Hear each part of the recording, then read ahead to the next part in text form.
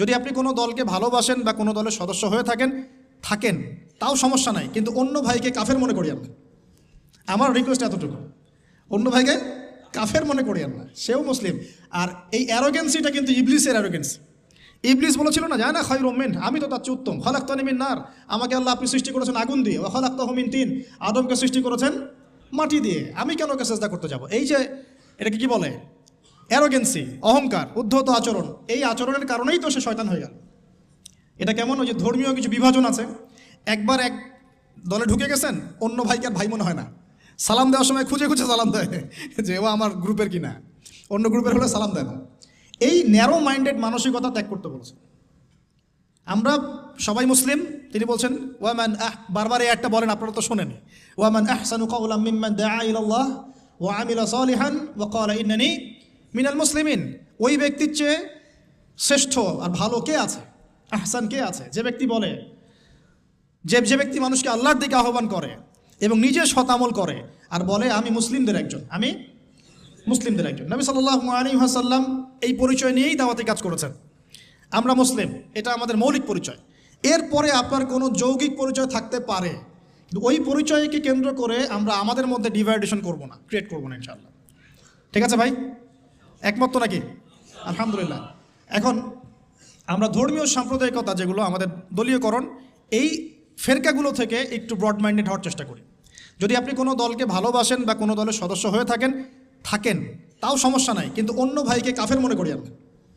আমার রিকোয়েস্ট এতটুকু, অন্য ভাইকে কাফের মনে করিয়েন না, সেও মুসলিম। আর এই অ্যারোগেন্সিটা কিন্তু ইবলিসের অ্যারোগেন্সি।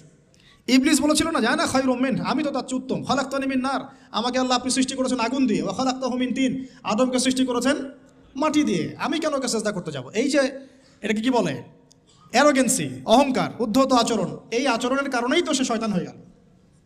অতএব আমরা নিজেদেরকে অন্যর থেকে সুপিরিয়র না ভাবি। আমি যে বড় বড় কথা বলছি, এর চেয়ে ওই ভাইয়ের আমল বেশি হতে পারে, ওই ভাইয়ের চেয়ে এই ভাইয়ের আমল বেশি হতে পারে, কে জানে কার আমল নামায় কত নেকি আছে আর কোন আমল আল্লাহর কাছে কবুল হবে, এটা তো আল্লাহই ভালো জানে। অতএব আমাদের সবাইকে তাসকিয়া অর্জন করার চেষ্টা করতে হবে, আত্মশুদ্ধি, আল্লাহ পাক তৌফিক এনায়েত করুন। এরপর তিনি বলেছেন, আমি আমার ছেলেকে এখানে পড়িয়েছি, কিন্তু ডিগ্রি সার্টিফিকেট সব কিছু নয়। কথাটা খুব ভালো লেগেছে আমার কাছে। ডিগ্রি সার্টিফিকেট সব কিছু নয়, ডিগ্রি পেলাম, সার্টিফিকেট পেলাম, এইটা ওইটা, এগুলোই আমার কাছে আলেম, স্কলারশিপের মানদণ্ড নয়। এলেম আল্লাহর পক্ষ থেকে আসে, এবং ওলামায়ে কেরামদের সামনে বসে বসে যে সিনায় যে এলেমটা আসে, এটাই হচ্ছে জ্ঞান। এই যে কালকে ওনার সাথে বসে এই যে এতগুলো কথা শুনলাম, এই যে জ্ঞান আমি পেলাম না, এটা তো আমি 20টা বই পড়ে পেতাম না। ব্যাপারটা বুঝতে পারেন না? একটা সার্টিফিকেট পেয়েছি ধরেন অনলাইন একটা মাদ্রাসা থেকে যে আমি মাস্টার্স করেছি, কিন্তু এই জ্ঞানগুলো যদি আমি না পেতাম তাহলে কি আমার জ্ঞান পূর্ণাঙ্গ হতো? তো এটাই তিনি বোঝাতে যাচ্ছেন, সম্মানিত সেই মেহমান স্যার, যে ডিগ্রি এবং সার্টিফিকেটই সবসময় জ্ঞানের মানদণ্ড নয়। জ্ঞান আল্লাহর পক্ষ থেকে আসবে, কখন আসবে? যখন আমরা এই বেসিকগুলো ঠিক করব এবং বরেণ্য রিনাউন্ড ওলামায়ে কেরামদের কাছে গিয়ে আমরা সরাসরি জ্ঞান নেওয়ার চেষ্টা করব। আপনারা সফর করবেন, ভিজিট করবেন, আলেমদের বাসায় যাবেন, তাদের অফিসে যাবেন, বসবেন, কথা বলবেন, প্রশ্ন করবেন, এভাবে জ্ঞান অর্জন করার চেষ্টা করবেন। আর বইপত্র তো পড়বেন, লেকচার তো শুনবেনই, কিন্তু মূল এটা একটা সোর্স থাকবে জ্ঞান অর্জনের, সরাসরি গিয়ে জ্ঞান নেওয়ার চেষ্টা করা। আল্লাহ পাক আমাদেরকে ওলামায়ে কেরামের সোহবতে গিয়ে জ্ঞান নেওয়ার তৌফিক দান করুন, আমিন। ঠিক আছে, এটাও অবশ্য তিনি বলেছিলেন যে এখন হকপন্থী স্কলার হাতে গোনা যায়, এটাও বলেছেন। সত্যিকারের আলেম এখন হাতে গোনা যায়, এটা খুঁজে বের করতে হবে আপনাদেরকে। যারা হক ও বাতিলকে মিশ্রিত করে না, হককে স্পষ্ট করে, বাতিলকেও স্পষ্ট করে, তারাই প্রকৃত আলেম। সামান্য কিছু দুনিয়ার স্বার্থে যারা দিনকে বিক্রি করে দিবে, এরা কখনোই প্রকৃত আলেম নয়। তিনি বলছেন হাতে গোনা যায় scholars, very few of them, উনি ওনার মতো করে বলছেন। এখন তো খুব অল্প, হাতে গোনা। একটা সময় ছিল সলফে সালেহীনদের যুগে অগণিত ওলামায়ে কেরাম, অগণিত। এখন সত্যি হকপন্থী ওলামায়ে কেরাম হাতে গোনা যায়। আল্লাহ পাক তারপরে আমরা দোয়া করি, আল্লাহ পাক আমাদের সবাইকে হকপন্থী ওলামায়ে কেরামদের সহবত দান করুন, আমিন। এরপরে আমি একটা বড় প্রশ্ন করেছিলাম, যে প্রশ্নটা আমি অনেককেই করি, যে how to establish Islam in bigger region আর গ্লোবাল সারফেস ইত্যাদি। উনি বলছেন, আমি এই কথাটা আমিও নিজে বলেছি আগে, উনি বলছেন যে প্রথমে এত বড় চিন্তা না, প্রথমে চিন্তাটা হচ্ছে নিজের উপরে দিনটা প্রতিষ্ঠা আছে কিনা, আমি নিজের পরিবারটা ঠিক করতে পারলাম কিনা, আমি দিনের দাওয়াতি কাজ করছি কিনা অ্যাপ্রোপ্রিয়েটলি, আমি সোসাইটি চেঞ্জের কাজ করছি কিনা, এইগুলো যখন বিল্ড আপ হবে দেন উই উইল ইমার্জ ইনশাল্লাহ। তারপরে আমরা বড় স্বপ্ন দেখতে পারি, তার আগে না। এই কথা আমিও বলেছি, তার সাথে আমার চিন্তা এখানে মিলে গেছে। তো আমি টেকনিক্যালি প্রশ্ন করেছিলাম যে আসলে অনেকে তো চেষ্টা করছে, কিন্তু আসলে রাইট ট্র্যাক কোনটা, কোন পদ্ধতিতে চেষ্টা করলে ভালো হবে। উনিও টেকনিক্যাল মানুষ, উনি অ্যান্সার টেকনিক্যালি দিলেন। The right track will be the track of prophet সাল্লাল্লাহু আলাইহি ওয়াসাল্লাম। সঠিক ট্র্যাকটা হচ্ছে নবী সাল্লাল্লাহু আলাইহি ওয়াসাল্লামের ট্র্যাক। তো ওইটা কীভাবে বুঝবো? তাহলে নবীর জীবনী পড়তে হবে। কীভাবে নবী সাল্লাল্লাহু আলাইহি ওয়াসাল্লাম দাওয়াতি কাজ করলেন, দিনটা কায়েম করলেন, ওইটাই হলো সুন্নাহ। তো এই সুন্নাহর আলোকে তিনি বলছেন আগে নিজের উপর, then establish Islam in your family, তারপরে আস্তে আস্তে তোমার পরিচিত মহলে, সোসাইটিতে, যতদূর পর্যন্ত আল্লাহ পাক তোমাকে তৌফিক দান করেন। আল্লাহ পাক আমাদের সবাইকে তৌফিক দান করুন, আমিন। আর ইনশাআল্লাহ সেদিন বেশি দূরে নয় যেদিন এই সমস্ত ছোট ছোট চেষ্টাগুলোকে একজন নেতা ঐক্যবদ্ধ করবেন ইনশাআল্লাহ, তখন খেলা হবে ইনশাআল্লাহ তাআলা। তারপরে আমি বলতে চাই, তিনি বলছেন, আরও বলেছেন যে লেখাপড়া করার ক্ষেত্রে জিজ্ঞাসা করেছি, লেখাপড়া স্টাডি করার ক্ষেত্রে আমরা আসলে কোন কোন স্কলার বা কী কী বিষয়কে বেশি গুরুত্ব দিব। তিনি বলছেন এভাবে যে পূর্ববর্তী ওলামায়ে কেরাম যারা, বরেণ্য আগেকার ওলামায়ে কেরাম যারা, সালফে সালেহিন, তাদের কিতাব, তাদের বই, তাদের রিসোর্সগুলোকে বেশি প্রাধান্য দিতে হবে। কারণ তাদের কাছে ছিল একটা সুপ্রিম নলেজ, যেটা আমাদের কাছে এখন ওইভাবে নাই। আমরা ওই বইগুলোর উপর ডিপেন্ডেন্ট। তো পূর্ববর্তী ওলামায়ে কেরাম, বরেণ্য ওলামায়ে কেরামদের কিতাবাদিগুলো মোতাআলা করতে তিনি বেশি উৎসাহিত করছেন। আমিও ওইটাই আপনাদেরকে নসিহত করছি। আল্লাহ পাক তৌফিক দান করুন।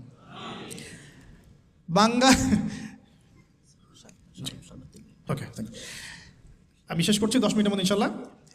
বাঙালি জাতির প্রতি একটা নসিহত করেছেন, বলবো? অতি আবেগের চোটে, বাই দ্য ওয়ে, উনি কিছু কথা বলি, উনি খুবই মেহমানদারি কর্নেওয়ালা একজন মানুষ, গেস্টকে খুব সম্মান করেন, মেহমানদারি করেন চমৎকার, অত্যন্ত বিনয়ী মানুষ, সবসময় হাসি মুখে কথা বলেন, যদি একটু হার্ড কথা বলেন সেটাও হাসি মুখে বলেন, এবং নামাজের খুব পাবন, তাহাজ্জুদের খুব পাবন, খুব বেশি দোয়া করেন। এই মানুষটাকে দেখে তো একটু আবেগ ভেসে ওঠে কি না? তো চলে যাওয়ার সময় আমাকে একটা হাদিয়া দিয়েছেন, খুবই স্পেশাল একটা আতর। আমি বলি যে আমার বাসায় কিন্তু প্রচুর আতরের কালেকশন আছে, ওইটা দিয়ে যে কাউকে ফরজ গোসল দেওয়া যাবে, ঠিক আছে, কিন্তু এটা আমার জন্য খুব স্পেশাল এই গিফটটা। সেটা হাজারে আসওয়াদে ইউজ করা হয় এবং তার নাম সিগনেচার করা আছে ওখানে। তো আমি বললাম যে স্যার আরেকটা জিনিস যদি কিছু মনে না করেন তাহলে নিতে চাই। তো বললাম যে স্যার আপনার টুপিটা দেওয়া যাবে? আমরা কিন্তু আসলে ওই আকীদা লালন করি না যেটা দিলে বরকত হবে বা এরকম কিছু না, জাস্ট একটা স্মৃতি, তাই না? তো তিনি একটু বিরক্ত হলেন, বললেন যে তুমি লেকচারে পুরো বাঙালি জাতিকে বলবা বাংলাদেশিরা কেন টুপি চায় বারবার। মানে এই অভিজ্ঞতা তার আগেও হয়েছে আর কি, ঠিক আছে? টুপি চাইলে বাজার থেকে কিনতে বলো, 10 রিঙ্গেট, কত রিঙ্গেট লাগবে, 5 ringgit, cheap, very cheap, you can buy it বলছে। তো বলছে তুমি উল্টা বাঙালিদেরকে বলবা তারা যেন টুপি না চায়, ঠিক আছে? তো ভাই আপনারা আল্লাহর ওয়াস্তে আর টুপি চায়েন না। আমার কাছে অনেকে চাইছে ভাই টুপিটা, আমার ওই একটাই টুপি, যে ব্ল্যাক টুপিটা ওটা একটাই, ওটা আসলে কিন্তু তার সেকেন্ড কপি নাই, ওটা আমার একটাই। তো এটা আপনারা কইলেন না, আমাদের জাতির মানিজ্যত রাখেন, ঠিক আছে? এর আগে একজনের কথা শুনেছি, যিনি দেখা করতে গিয়েছেন, টাইম দিয়েছেন উনি 5টায়, উনি 5 মিনিট পরে ঢুকেছেন। তখন যিনি ঢুকেছেন তাকে খুব সূক্ষ্মভাবে একটা অপমান করা হয়েছে, তোমরা বাঙালিরা একটু দেরি করেই আসো। তো আল্লাহর ওয়াস্তে আমরা আমাদের এই প্রবলেমসগুলো চেঞ্জ করে আল্লাহ পাক তৌফিক ইনায়াত করুন। আর সবশেষ তিনি বললেন যে আমার পরিবারের মহিলারাও দাওয়াতি কাজ করে, মাশাআল্লাহ। তা আমরা আমাদের দিনী বোনদেরকে এখানে যারা আছেন উৎসাহিত করব যে আপনারা আপনাদের পরিবারের অনেক বড় দায়িত্বশীল, এবং সত্যি কথা বলতে মা যদি ভালো হয় সন্তান ভালো হবে। এখন আমাদের প্রত্যেক পরিবারের পিতাকে হতে হবে ইব্রাহিমের মতো আলাইহিস সালাম, প্রত্যেক পরিবারের সন্তানরা হবে ইসমাইলের মতো আলাইহিস সালাম, এবং আমাদের মা বোন থেকে হতে হবে হাজারা এবং সারা আলাইহিস সালামের মতো। যদি হাজারা আলাইহিস সালামের মতো মা না হয় পরিবারে, তাহলে ইসমাইলের মতো সন্তান জন্ম হবে না। তিনি ফুল ফ্যামিলি দাওয়াতি কাজ করেন, আমরাও আমাদের ফুল ফ্যামিলি মেম্বারদেরকে নিয়ে দাওয়াতি কাজ করার চেষ্টা করব। আল্লাহ পাক তৌফিক ইনায়াত করুন, আমিন। আর তিনি বলেছেন যে